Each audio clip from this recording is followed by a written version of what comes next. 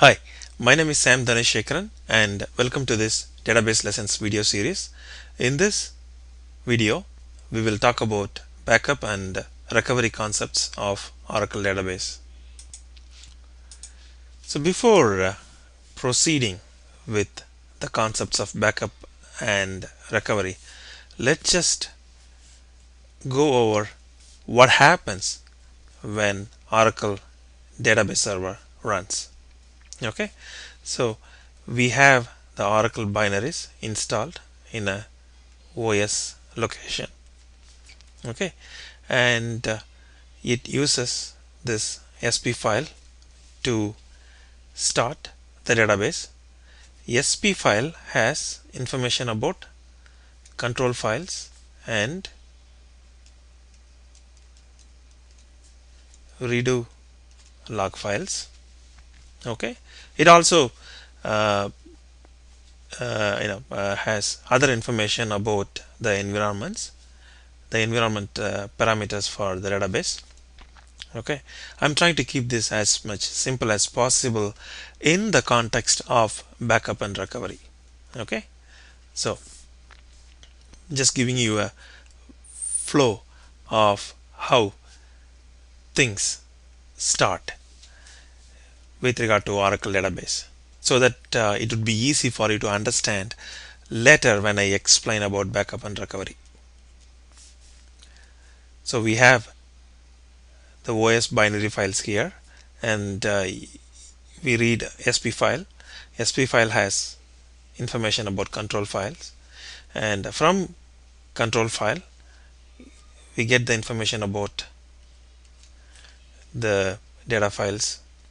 Okay, also if the database is in archive log mode, right, archive log files get created. Okay, so when we back up a database, what do we need? We definitely need to back up this one. We need to back up this one.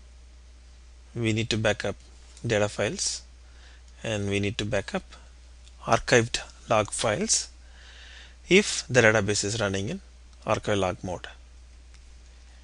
Okay, in most of the scenarios, what will happen is, in case of a issue and if we need to restore from a backup, right, we might build a new machine, install the same version of Oracle, okay, and something similar to this, okay, and restore the SP file from the backup, restore the control files, restore the data files, restore the archived log files. Okay, and using these we can reconstruct the database because we have the binaries, and we can start the instance with this SP file. When we are starting, it would expect the control file, right, and it would create the redo log files. Redo log files will be empty.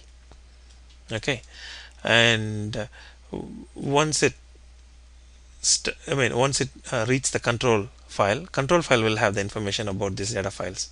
Okay, and depending upon the configuration, these data files may or may not be consistent. To make them consistent to a point in time, we need archive log files. It's as simple as that. Okay, so when we backup, we can store the backup as backup sets in a backup location. The backup location can be a disk or tape.